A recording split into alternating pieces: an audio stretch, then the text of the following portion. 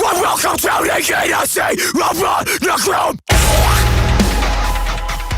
Would you guys be able to introduce yourselves and your role in the band and maybe share a fun fact about yourselves?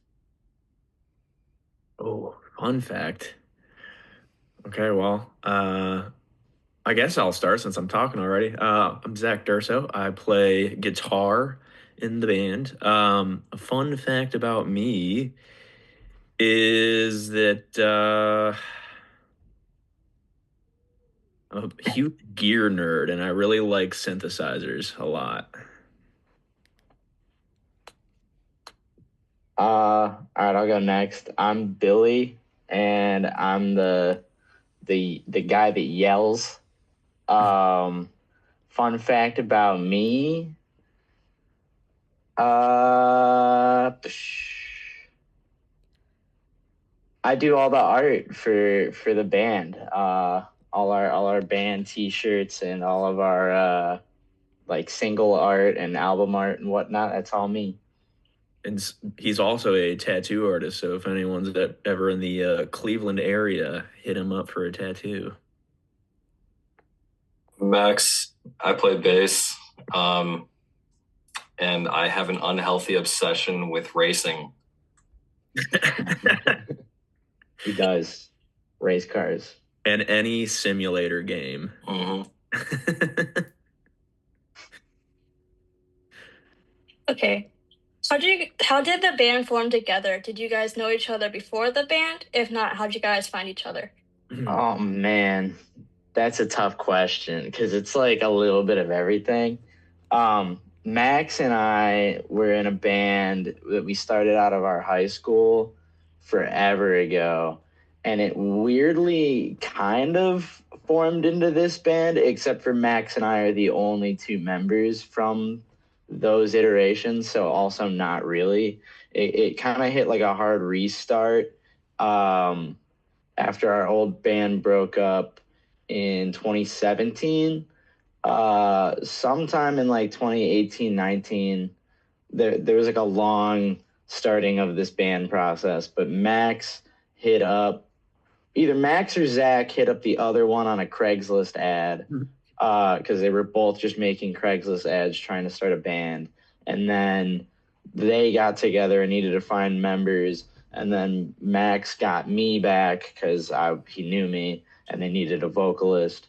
And then the other members just kind of came over time.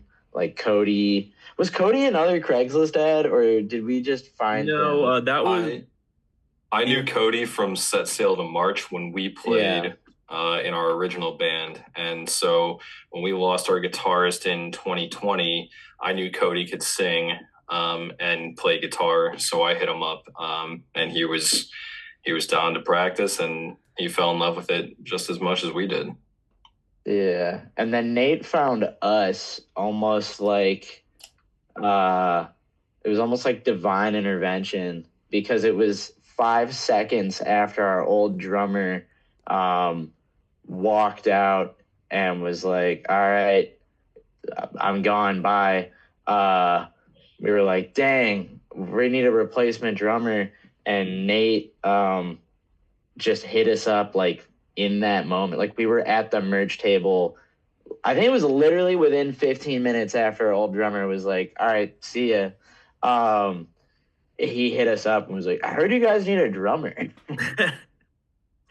Yeah, a little context to that. So he had announced that he was leaving like a week or two prior, and that was his very last show. And Yeah. literally like within 15 minutes of us finishing our set, we're sitting at the merge table. He had already left, and then Nate texted Max. They kind of had some familial. Is that how you say that? They had some family ties that put them in contact with each other.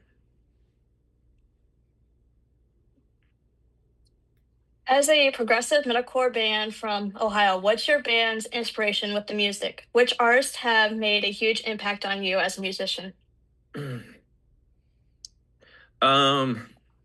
It started off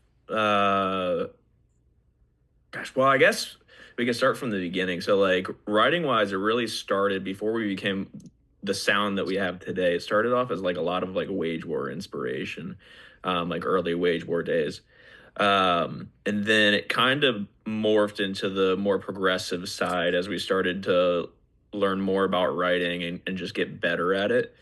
Um, and then it was a lot of inspiration from bands like Invent Animate, Silent Planet, um, bands like that. And then now it's kind of gotten into a world where it's still a lot of that style of inspiration, but it's also like what kind of weird synths and noises can we add to things to kind of give it our own little flair. And that's where we are now. Yeah, those are all good bands, so I'm glad that you guys picked up from that. Yeah. Um, yeah, I listen to a lot of metal to like keep up with the like what's relevant now. But for me personally, when writing, I find like with lyrics and melodies and stuff, it's really easy to accidentally like take something. Like I can't tell you how many times I have written a chorus and then been like proud of it and like start working it together, start workshopping it for like a couple days, and then I throw a playlist on, and then a song comes on, and I'm like, oh my god, it's that song. That song played, and I heard it, and then an hour later, it was stuck in my head, but I didn't know the song, so yeah, I accidentally like started writing that down. So when I get myself in like a mood to write, I put on like R&B playlists and stuff, and a lot of hip hop, because I like some of the feelings, and especially like R&B choruses. So it's a really weird. I feel like it gives us a little bit of a different dynamic because people always tell me that I have like interesting vocal flows that are different than other bands, and I'm like, it's because my inspirations are R&B and hip hop. My favorite band is The Neighborhood, and I listen to a lot of The Neighborhood before I write. So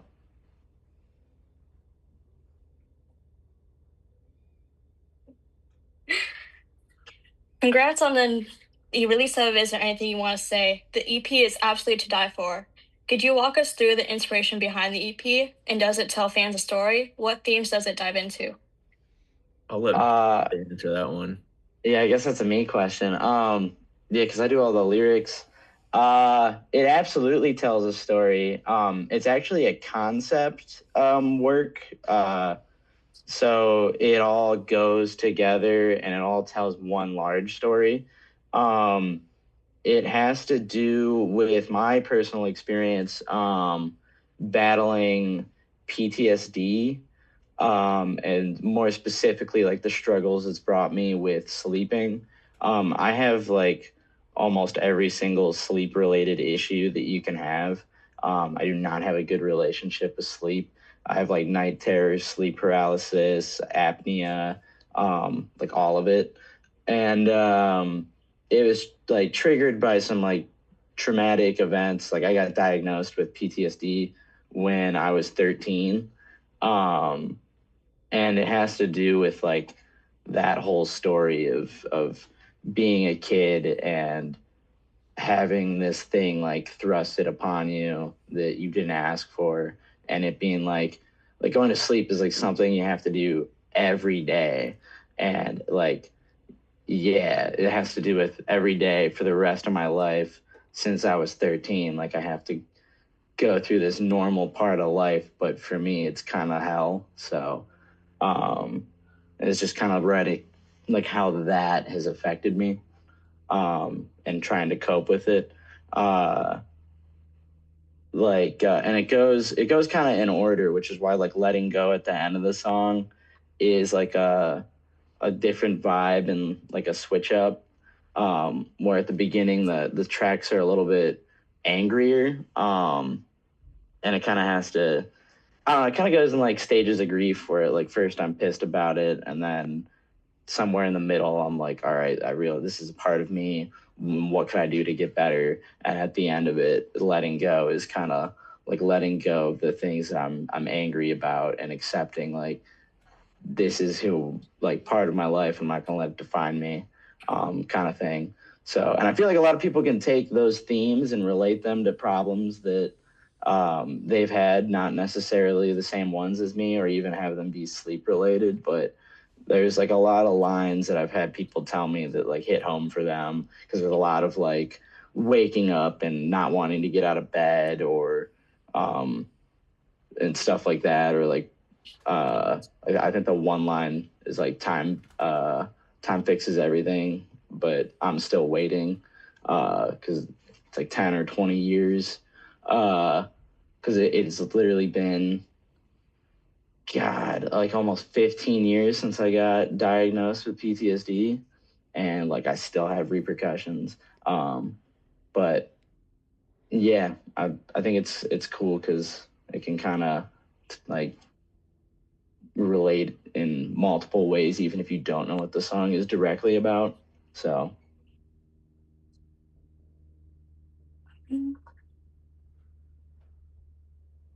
How are you able to share with your listeners about your true emotions and tying your mental health into the music? um, yeah, it's all part of that story. I kind of, when I write stuff, it's kind of like an open stream of consciousness, like and I really try to get like the point of like how, I don't know, like I guess a mood that I kind of go for with our writing is like distress, um, and like longing. Uh, and there's like a lot of that in this last EP that we did, where it's just like a big like longing for those like issues to go away, like the kind of like the injuries that you can't see, to heal. Uh, I just got an update. I just got a notification that Nate is playing a baseball game. The fuck? But yeah, no, it all kind of continues off of the thing I answered for the last question. It's definitely, I read a lot about mental health, and I kind of want to play into the mental health awareness, because you don't really know what somebody's going through, unless you ask them, and even then, like a lot of people don't share. So with our lyrics, it's all just kind of out there, and I've we've gotten a few like messages from people that like have said that like our lyrics have like touched them and stuff, and that kind of makes me want to keep, putting it out there if it helps people, because it definitely helps me to like get it all out. So yeah.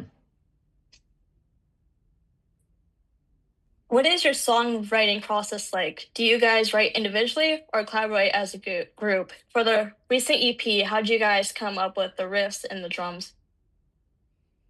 Yeah, so the writing process generally starts with me, and it really kind of starts with a riff, a singular riff that I really like, and I can kind of visualize where it would go in a song, and how that song would proceed. Or most recently, it's been a lot of coming up with like really cool synth melodies, and like weird sounds on synths, and then that kind of inspires a riff to go with, and complement that synth sound. Um, and that's ultimately how we've kind of transitioned into like these like weird noises in our songs. But yeah, so it generally starts there, and then I'll add a couple of pieces here and there, and then I'll bring it to the guys and say, "Hey, what do we think about this?" And sometimes there's a couple of options as to what we might want to work on. And if someone has a vision for something, then we'll go with that piece as opposed to other ones. Um, and sometimes it's just one singular thing, and I say, "Hey, I like this, but I don't really know what to do with it from here. Anyone got any ideas?" And then we kind of collaborate on that together.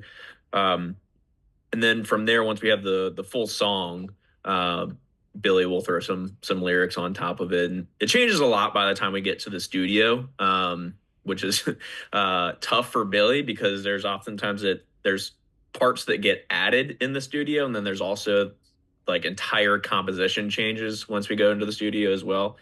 Um, and then the last aspect of your question was the drums.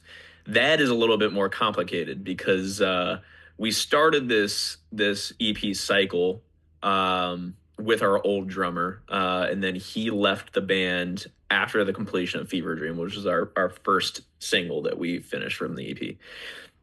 So from there, we worked on probably 3 or 4 more tracks. I would say 3 probably that we didn't have a drummer for. Um, Nate joined late in that process of like probably the third single that we were working on, third or fourth single for the EP, and so we actually got connected with a guy who drummed in our producer's old band. And so he did a bunch of drum writing for us in the studio because none of us in this band are drummers outside of now Nate. So that was a big area of concern for us. And then his name is Chris, and he's an outstanding drummer. So we were really fortunate to get hooked up with him.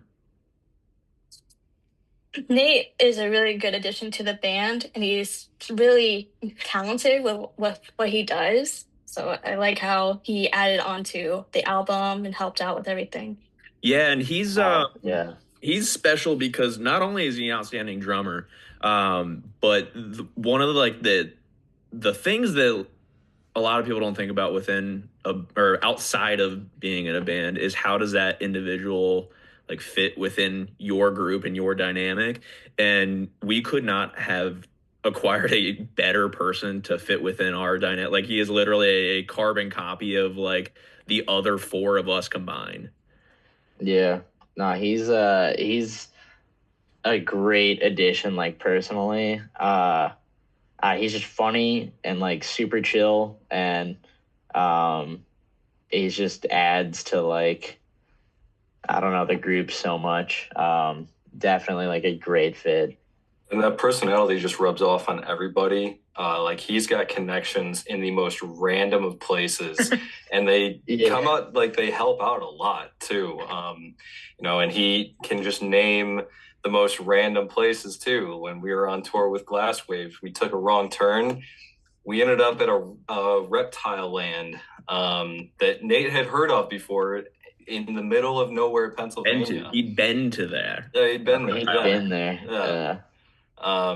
So he's just got connections with like the most random people, the most random places, and they've helped us out tremendously already.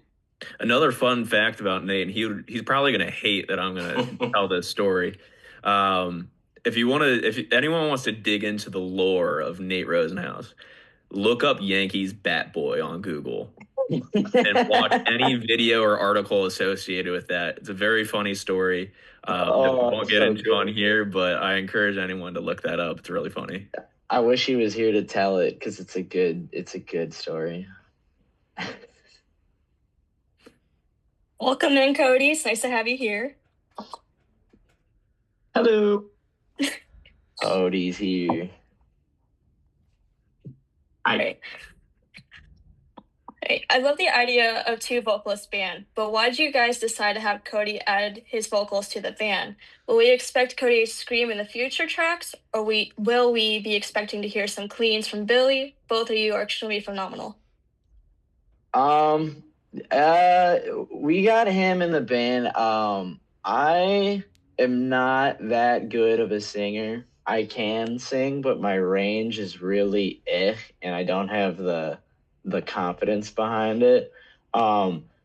Since I write all the vocals in the band, I write the choruses, and it's really funny because when we record in the studio, I go into the booth. Cody usually has no fucking idea what he's about to record, and he walks in, and usually by the time he gets there, I've already recorded some sort of scratch track where I come in and I sing the chorus in a much lower register.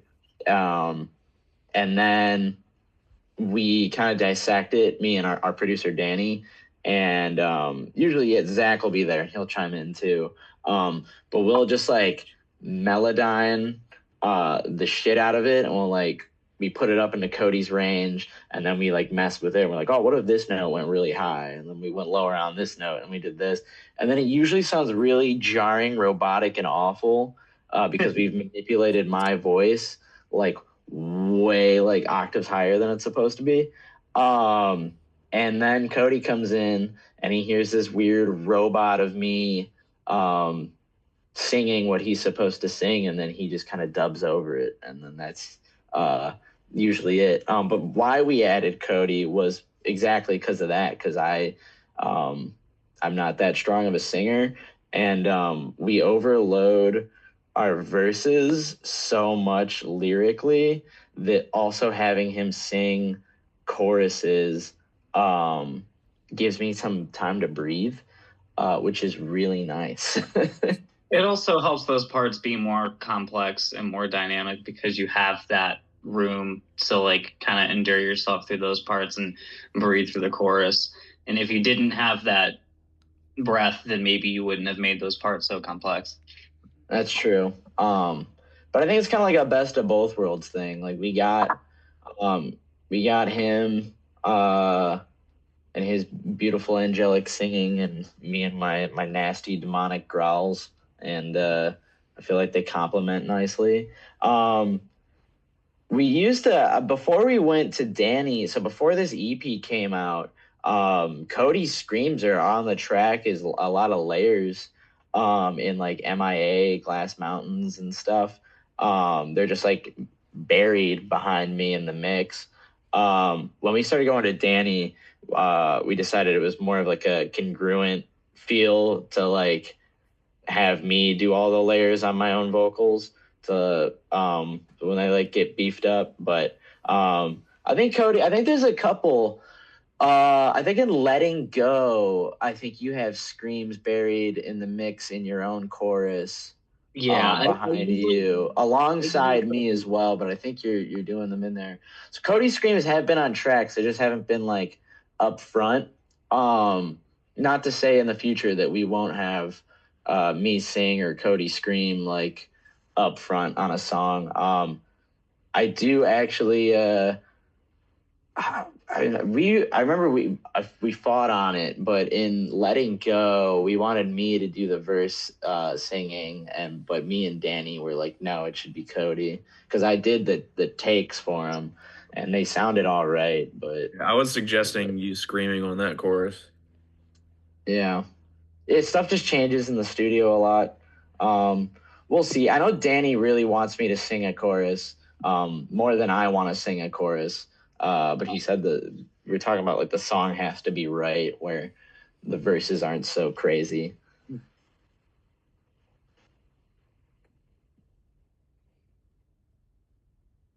I think it would be a cool idea for you guys to like layer your screams together in future breakdowns or any tracks Mm-hmm. to We like do it surprise live. fans. Mm-hmm. Yeah, Cody's got the layers live, which I think adds a lot. But yeah, no, we mess around with stuff. We like to be experimental in the studio. Our one of our mantras is we'll always try it, and a lot of times initially like the idea comes out and we'll be like, yeah, that's a fucking terrible idea, but we'll try it and see if it works. Yeah. And we're green usually it lighters doesn't, here. sometimes it does. We green light a lot of ideas until they're bad, and then we'll put a stop to them. But like they get tried. I would say that half of our new sound started as like, oh, this is a weird idea or this is a weird sound, and then we just like went for it, and it ended up actually being really cool, even if we weren't completely sure about it. And there's a lot of experimentation. This question goes to Zach, Cody, and Max. What gear do you typically use when you're recording or performing live? Are there any typical guitars, pedals, or amps that define your sound? Yeah. That's such a loaded question. Yeah, so it's guitar wise, the whole, with the exception of Fever Dream, the whole EP is recorded with a Jackson Josh Smith's signature guitar. And halfway actually no, for just monochrome we actually swapped out the stock pickups for P90s on it, which was really fucking cool.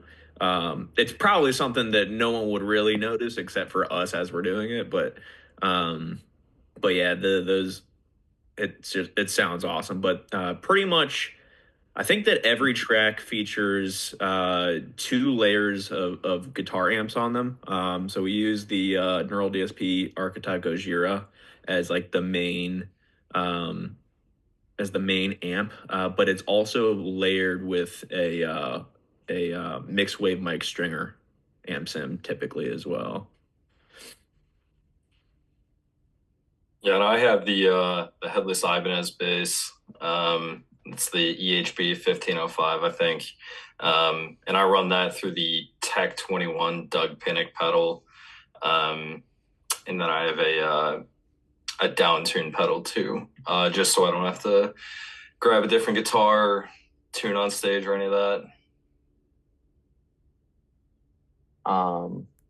And then I know the question's not for me, but our producer Danny has how many plugins and like effect plugins and stuff do we think that man has?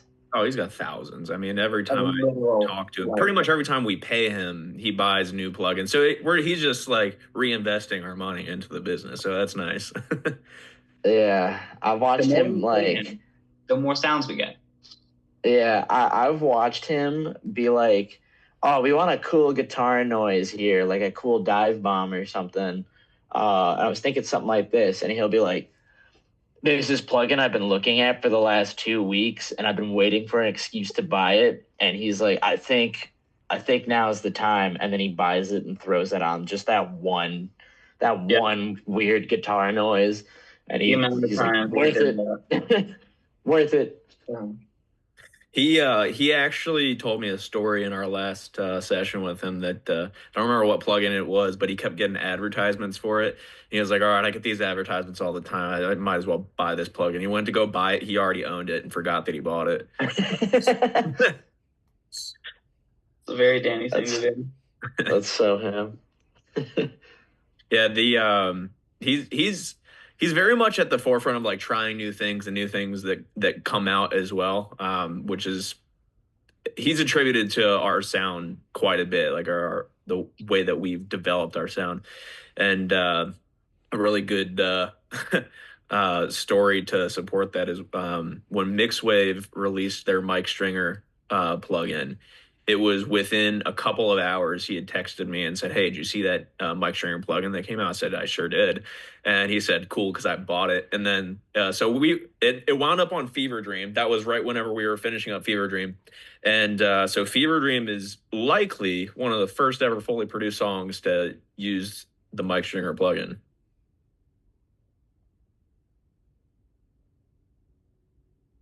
How does it feel knowing that you're getting so much recognition on social media, especially from the reaction videos from Orion Reacts, Casey Carlson, and others? It's really cool. We've gotten so much support, and initially, whenever you see the reactions, like a couple of reactions here or there, and you're like, like that's really cool. But I think especially within our group, there's a lot of like imposter syndrome. So it's really tough for us to believe that we're any good for a period of time. So the first handful of reactions that we got, we are like, "Oh, that's pretty cool." But we didn't really take it too much to heart. But then like we started getting like over the top compliments, like things that we generally wouldn't see reactors and influencers say about other bands. And there were several of them that had mentioned that like we were among their favorite bands or their favorite new band or one of their favorite smaller bands, like something to that effect. And that's when we were like, okay, well, enough people have said this now. Maybe it's time we start believing it. But it's also interesting because with all this love that we've been getting, which has been awesome, we have also, with the additional attention, there also comes a lot of hate that we're not used to. So as you get more popular, a lot of people start really hating on you, which has been interesting because the first handful of comments that you see like that, it's like it's really hurtful, and so then you kind of learn to not read too much of the comments, and now we're here and we've seen enough of that now we've kind of learned to just ignore it, and people have their own tastes, but they also overshare their opinions. Dude, not Nate, dude. Nate loves that shit. Yeah, Right. that's why we put him in charge of Twitter. Twitter is the Yeah. one area where none of us will go because it's nothing but hate on Twitter. Everyone goes on Twitter just to talk shit. For me personally, it's been really weird a couple times. The weirdest thing for me is I've seen a couple of YouTube videos that have like my face on the thumbnail, and I'm like, that's me. Like, why? What? I think that's just like a singer thing that I have to get used to. But yeah, I see my face like posted on stuff, and then it's just like open discussion about me and the music I make, and I'm like, oh, okay. Disconnect. Yeah, Twitter is not really a good platform anyway, because all it is I just think drama. No, we I think we didn't really run Twitter hardly. Like we created one a handful of years ago, but we never really did anything with it because neither of us really spent a whole lot of time on Twitter. So our big focus was Instagram, Facebook, TikTok. And then when Nate joined, he asked about our Twitter and then asked if he could take it over, which at the time, whenever he took it over, had like probably like 23 followers or something like that. And then he started posting like as the EP was about to come out and started getting some decent traction there. And then he started sharing all the posts that like that were either about us or our posts that had a bunch of like positive comments on it. And so it got us into like reading all the stuff on Twitter, and that was a mistake because you get far enough down and then you start reading a lot of things that you don't want to read on Twitter. Yeah. The biggest thing for like with me personally is that people keep telling me I look like people on there, and like it started losing its like meaning to me because now there've been so many comparisons that I'm just like, oh, a white guy with brown floppy hair, like that's all I can think. I think the most accurate one that's funny that people have said a lot, and I can laugh about it at myself for is people keep telling me I look like Ned's Declassified.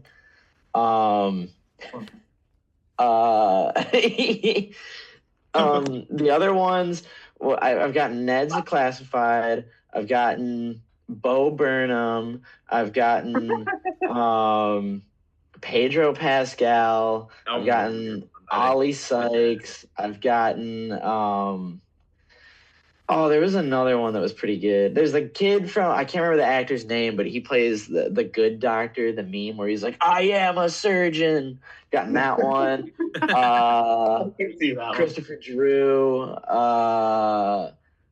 There's just a whole bunch, and I'm just like, man, do I look like all these people combined? Am I the epicenter where I'm the direct midpoint between all these people? Or do I look like none of them and they're just making shit up? I think it's just the hair and I don't know. I believe Twitter is very cursed with everything. So Yeah, it was weird though. It was like the one whole discussion was just like it was like our music video shared on some page. Like they shared our music video, and it was just like 1,000 comments of this guy looks like this, like this guy, like nothing. I don't know if it's good or bad. It was just like, oh, he kind of looks like this guy. Oh, he looks like that guy. Or they would just say like an actor or musician's name and then core, and I'm like, okay. That was the best one. Pedro Pascal core. Yeah, Pedro Pascal core, Ned's Declassified core, whatever. The best ones for me are just like the random people in states that we might not have a lot of traction in or we've never like toured to. And it's just like one person out of a million that's just like, hey, I just discovered your stuff. It's like my favorite thing. Come to my city. Like, it's cool to see that because that's the seed that gets planted for the tours that we actually want to do, and to be able to make things a little more self-sustaining on the road and make things easier to get to places that are asking us to play. Yeah.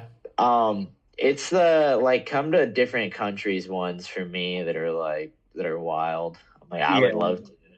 We just gotta figure out how to make that happen. Yeah. Our Nate, he works at School of Rock and he does drum lessons there, and that's actually why he's not on this call, because he had a lesson today, and he got interrupted in the middle of one of his sessions with one of his students by a different instructor who taught guitar, and he's like, "Hey, are you in the band Midwinter?" And he's like, "Yeah," and he's like, "Oh, cool. Well, my student said he's a really big fan of Midwinter, and now he wants to learn Midwinter."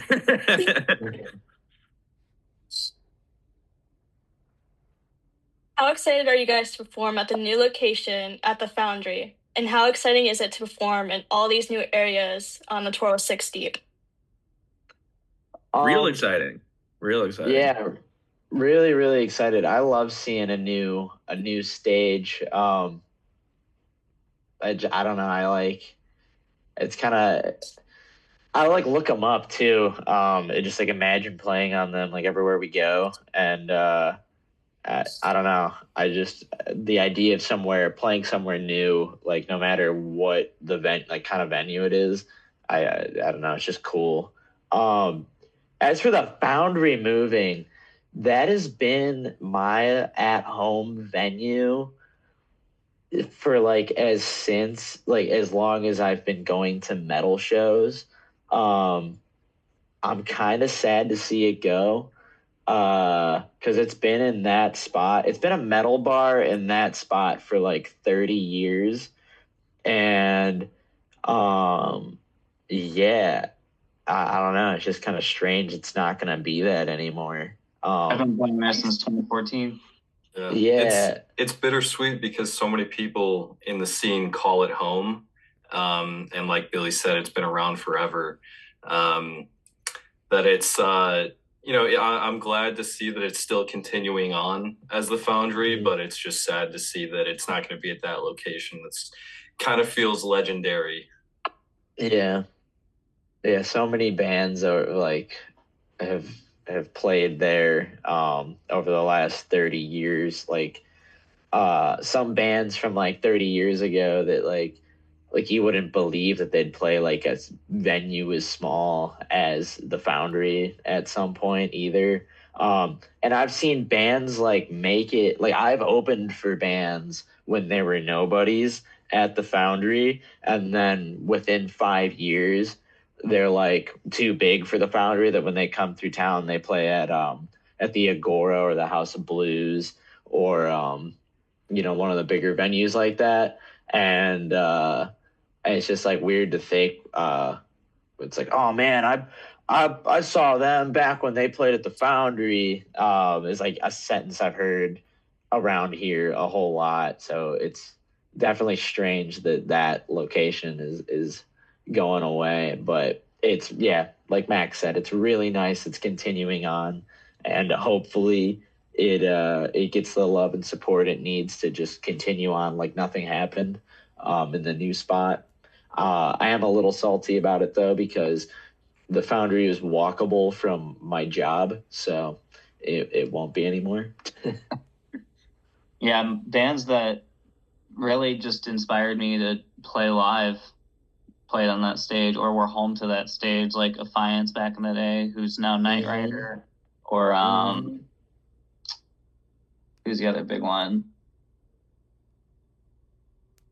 Well, Aesop's been playing since back then. Yeah, anytime the Plot and You would come up because they're Akron guys, but anytime they would come up and play Cleveland, that was where they would play for the longest time. I opened for the Plot and You on that stage. Ooh, Fallen Captive. Falling Captive, yep. That's some local legends were in that band. That kind of one of their members, Mike Tata, he for a while like ran the scene around here, like giving people shows and whatnot. Yeah, he was one of the best promoters around here. I actually just did a track with Danny with one of the old members, or I think the old vocalist from Fallen Mitch? Captive. Yeah. Oh no way, he's a tattooer as well, and I know him. Yeah, he's cool. Yeah, he's a cool dude. Okay, enough with the serious questions for now. It's time for the funny, stupid questions. What is everyone's guilty pleasure song? Are there any guilty pleasure songs you guys play for when you're on the road? Ooh. I got a good one. That's got it, Billy's. So a little thing about me, my warm-up song and one of my all-time guilty pleasures, Bad Romance, Lady Gaga. I fucking love Lady Gaga. And every time that we're about to go on stage, and if you can find me warming up my voice, singing Bad Romance, I do like the chorus part, the ooh, oh, oh, oh, that fucking part. I do that over and over, and I build up power behind it. So I'll start kind of low, like I just did, and then I'll go like harder and harder into it until eventually I'm screaming it. And it's just a good way to warm up my voice, and it also like lets me practice a little pitch control because it's pitchy. I learned how to pitch scream. Yeah, and so Bad Romance, Lady Gaga, that's my fucking jam right there. Yeah, for me, it's I don't know if it would so much be considered a guilty pleasure because it's still kind of within the realm of our genre. But Like a Shadow by Holding Absence, that chorus, I will scream that at the top of my lungs in my car every single time that comes on. And it's like, it's as max volume. I'm singing it at the top of my lungs. It's such a good chorus, and I love that song so much. But outside of the genre, I don't really listen to them a ton, but a band that every time they come on, I just love it is Coldplay. They're a band that like nothing is like. They're not a type of band that I would listen to consistently, but every time they're on, I'm like, man, this band's really good.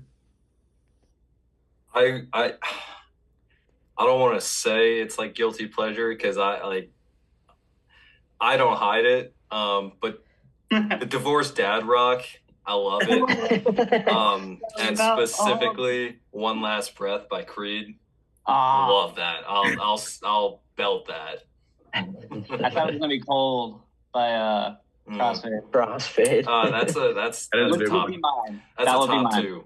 That's a top two. The dad rock is big within this group. Yeah, we play most a of lot. us in the group are old enough that we actually kind of grew up on the Divorced Dad Rock. My favorite band growing up was Chevelle, and they were actually my inspiration to start playing guitar. Chevelle's good too. I saw them at Rock and Range before it was Sonic Temple. I unfortunately know every single word where I don't even need the song on, can sing you several Nickelback songs. Oh yeah. Because of how much I was exposed by my own divorced dad. Stained, fucking. Who else? Breaking Benjamin. That was my Breaking Benjamin. Breaking Benjamin and Chevelle are my two favorite bands.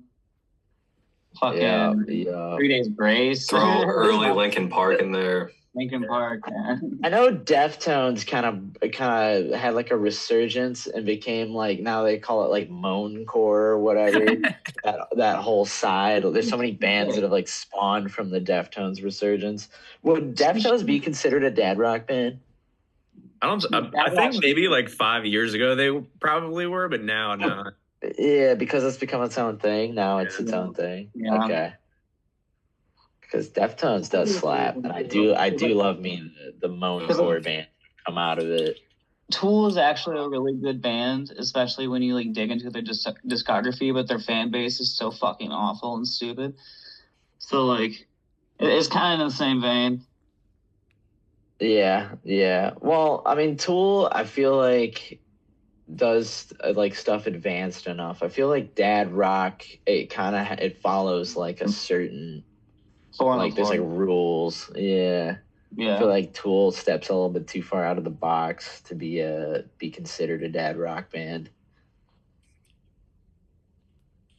Anyway, what was the question? Okay. If you can describe Midwinter as a meme, what would it be? How it's something to do with ADHD. God. What is there like a pinnacle meme that we all know and love in this band? Oh, show him the monkey. Oh, the wear blank meme. Yeah. Oh yeah. Yeah. I mean, our conversation prior to this interview it does describe this band pretty well. Yep.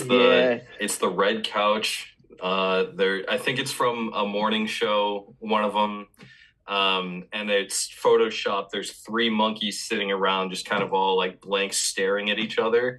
And I think I started it. You did. And I just put on there, "Where's Zach?"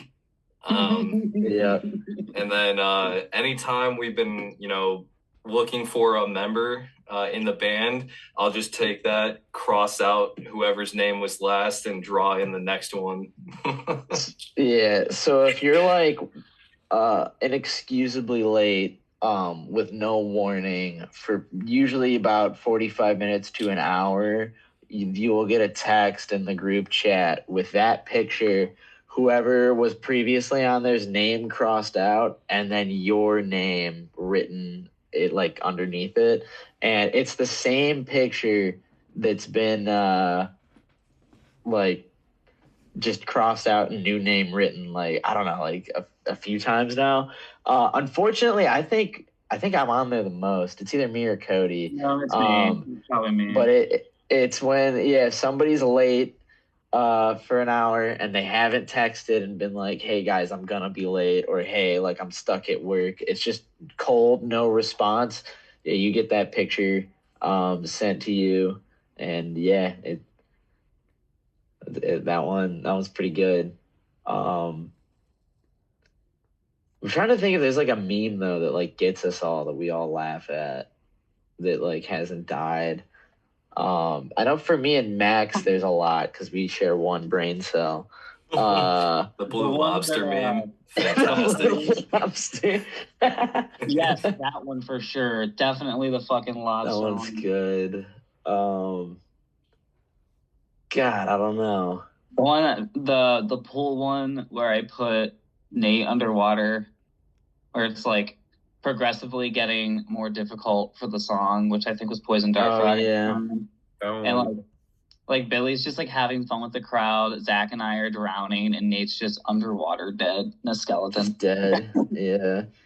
There's been a couple that have been popular in our group chat. 2 that come to mind is one is there's a Simply orange juice bottle, and then crossed out is orange juice, and it just says built different, so it's Simply built different. Yeah. We use that one often. And then another one that got circulated a lot, but it's kind of died out over the last little while, is there's this like, he's not even a stick figure guy. It's like a stick figure cartoon almost. And it's blurry, and he's holding a solo cup in the air, and he's shooting a gun in the air. Yeah. That one's a really funny one. And it kind of works for just like any context. Yeah, honestly. We live in America.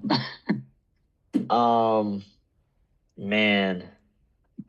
I just really love the peanut butter baby. I mean,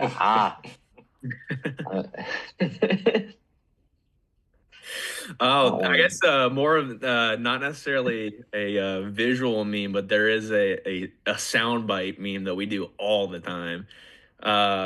There is a certain type of adult industry clip, audio clip that made its rounds through the internet over the last couple of years, and it's basically just like this really weird moan. And so now whenever anyone says it's usually repeated with a Ah. Yeah. Yeah, no, that is classic. That one's definitely the most used right now. Yeah.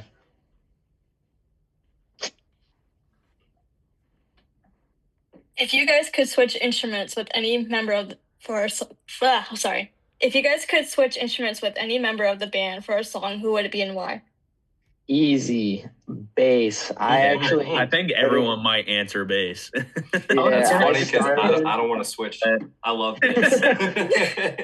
I started off in the music scene as a bass player. I wasn't any good at it, but I was the typical friend that they were like, "Hey, you should be in this band because you look like a guy that would be in a band." I'm like, "Oh, I don't play anything," and they're like, "You can play bass." And then eventually they added like backup vocals, and then they were like, "You should just do that and forget about the bass." And that's how I got to where I am. But bass is fun because it's the simplest, especially in our genre. Like shit is hard to play. And like on the bass, you can just chill. Even if you don't know the song, you can just like ride the kick drum pattern and you can just have fun. Like I think a bass player's job more than anything is just looking hype as fuck on stage. Just like Max is always up there two-stepping, spinning around. He just looks like he's having fun, you know? Every time. And like generally me and Cody are up there dying to just like sound somewhat decent. And then I see in the corner of my eye, Max is just straight vibing, and it's I get real jealous every time. It's a little discouraging sometimes because I'm like, should I be sweating this much right now? I'll tell you what, the opposite of that question, I do not want to be Nate. No, never. I do not want to play anything that he has to play. But now he has to play. Yeah, drums are cool as fuck, but I wouldn't want to do them. Okay, last funny question for y'all. Who in the band would most likely get lost during a tour and end up in a completely wrong venue? Easy. 1,000%. The guy that was 15 minutes late. Hey, Cody. Easily. Oh my God. On top of that, also whenever he plans shit, he gets all of us lost. Yeah. It's a running joke within our band that like usually I do like most of the management stuff, so planning show dates and like getting all the details situated and communicated with the rest of the guys is generally something that I do. But every now and then, Cody will be our point of contact. And the running joke is that like whenever I plan it, we know like months in advance where we have to be, what time it's at, what we should all be wearing, what time are we playing, how many songs are we playing, down to like super trivial details, and that are like entirely unnecessary. And then Cody plans it, and we just need to know that we need to get to an approximate location within some state at a certain time. Yeah. To put it in meme terms, when Zach is point of contact, it's that happy Mr. Incredible. And when Cody is point of contact, it's that like Willem Dafoe looking up terrified, like that one. Yeah. Yep.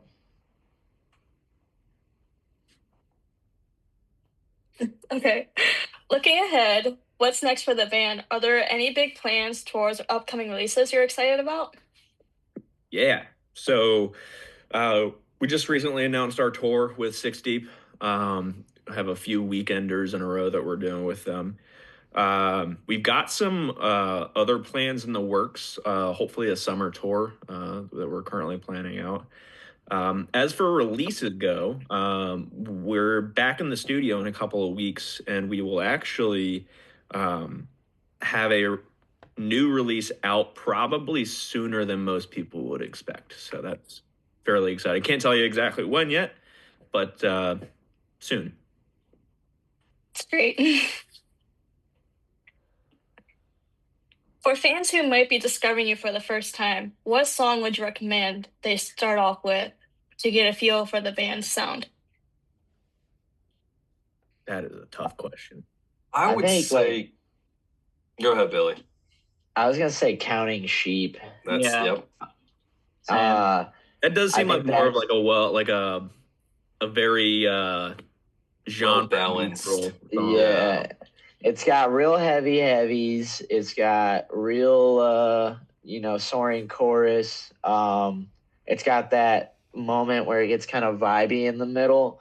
It kind of hits like all of our points. Where I feel like it kind of shows off. Like I'd say that high energy, like technical metalcore that is showcased in that song, like in the verses, is like what you would expect from us. But then like the soaring choruses and like kind of how disgusting some of the breakdowns get, and then that vibey part, all kind of first time listening, you might be like, oh shit, I did not expect that. And those get like those themes and some of the other songs get touched on like even harder. And so I'd say that's a good, well-rounded one that to start with. Right behind that would probably be Letting Go. It's got all those elements, but it kind of elongates each of them, kind of gives them their own like little places. Yeah, Letting Go is the one that I suggest to people who aren't necessarily into heavier things, because it's I don't know if I would call it our least heavy song. Personally, I would say that's probably Fever Dream, but Or Origami. it does have more of a well, yes, I'm speaking specifically from like the EP, but Letting Go does have like this very like mainstream feel to it, especially in the choruses and like the early verses. The singing is very it's very easy to get behind it.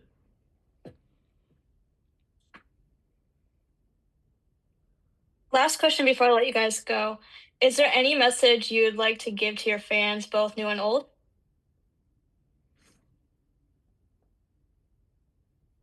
Yeah, I was just seeing if someone else wanted to answer that first, but yeah, no, we're super appreciative of all the support that we've got. So it's been really cool to see how we've grown over time. It's been, for us, it's been a really slow burn. Like we didn't have like that viral moment where we popped off. So we really relied on a lot of fan support to get us through the first couple of years of our existence. And so for that, we're super appreciative. And we're really excited about the direction that we're going in. And we're really happy with all the new people that come in and say hi to us. Like we love seeing the Instagram DMs that we get all the time, people sharing our stuff on their stories. It's really cool to see people's thoughts, and it really means a lot to us. So but yeah, so that's basically what I'm getting at, is that we really appreciate everyone, and we love hearing from you guys. So if you guys ever want to reach out to us, feel free to. Yeah, that's great, Zach. I got something to fucking say. If you're one of those motherfuckers that goes on our page and comments, I want to gatekeep this band so fucking hard. I want this band to stay small so that it's my fucking band. They comment that shit. They're like, man, I'm going to gatekeep this band. Fuck you. Share it to everybody. Don't gatekeep the fucking band. If you gatekeep it too much, then we can't get big, which means we stop doing it. Fucking show it to people. Well, we'll make a compromise with you. You share it with all of your friends, and then we can say that you were an OG fan. There we go. Perfect. There you go. That's You were there before we got big. And this this EP touches on a lot of heavy subjects, a lot of emotional subjects that Billy poured his soul into. And we've had a few people reach out and say that's been really helpful for them. And that's also huge in having people kind of affirm that that's doing something for them helps us, be able to write stuff similar. So yeah, there's certain things that help us keep going. That's definitely one of them. And I think what a lot of people don't understand, it's really fucking expensive to make music. yeah. So if people aren't listening to it, we can't continue to do it at a level that we want to do it at. So to say that we appreciate people listening to it is a gross understatement, because they're quite literally the only reason why we can do it. Absolutely. And if any of you come to a show in the future, come say hi at the merch table. We are more than willing to talk to every single person that comes and stops at that merch table. Even if you don't buy anything, you just want to come say hi, introduce yourself. We'll be there, like, willing to talk, willing to tell a story, anything. Come play Tech Deck with us. Yeah, I got mine. Mine's sitting here. I'm just playing with it. Oh, dude. Where, Cody? I was trying to find my Tech Deck. Act this shit out. Nice. Fuck yeah. Dude, we need Midwinter branded Tech Decks so bad. I was just about to say, are you guys planning on making any of those? We've talked about it. Wait, that person messaged us and said they could.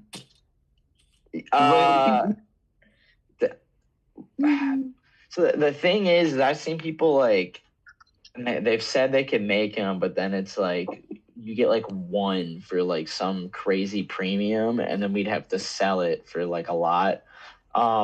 There is a guy I have to further like discuss with him. He's a friend of a friend, but he makes like competition grade fingerboards, and he can make them in like bulk. And if we bought like a shitload of them, then we can get them for like not that much. But I need to figure out like exactly how much that would be, because it might be a lot. I have no idea. On the flip side of that, if anyone from Tech Deck watches this interview, what do you think about some officially licensed Midwinter Tech Decks? Hit us up. Yeah. Let's go. That'd be so sick if we had Tech Decks at the merge table just to sell. It'd be amazing. We already have lighters. That's true. Which I have one over here. Our amazing Skylar made us these. Yeah. Yeah, our fans are awesome, so definitely don't fucking gatekeep us. The last one here. All right. Thank you all for sitting down with us today. And it was a lot of fun learning and getting to know you guys and memeing with you all night. Yeah, thanks for having us. Absolutely, yeah. Yeah, thank you so much. Cody, thank you for showing up and not being even more late. Sorry. Work sucks. Work's great because I can pay my bills, but other than that, it sucks. Hey, if you guys stop gatekeeping us and we have more fans, then Cody doesn't have to work his other job and he'll stop being late to shit. He's right. He's right. No. Because then our job will be playing shows for all of you awesome people. And that will be something I won't be late to. Debatable. I'll already be there. I mean, I can't be late. I'll already be there. Cody finds a way. Just like life. I find a way. Yep. This was very fun. We appreciate all of you guys for hanging out. As what Haley said, thank you, Cody, for showing up. I was getting scared for a moment, not gonna lie. Yeah, we thought you were not going to show up. So sorry. Like, when I was helping Haley brainstorm one of the meme questions about, what the hell was it? About the getting let's lost. see. We immediately knew that the answer would have been Cody. Like, Haley was like, I 100% know this is Cody. And I'm like, yeah, sounds about right. But yeah, this was very, very fun. Thank you guys for sitting down with Haley. It means a lot to us because we're also in the works of growing our publication, and it's just nice being able to work with you guys. And I wish you guys success because you guys are fucking badass. Thank you. Thank you. But yeah, thank you guys so much. We're gonna let you go. And then I'll let you guys know when we upload everything and all that fun stuff. All right, sounds good. Hell yeah. Appreciate it so much. Have a good night. Thank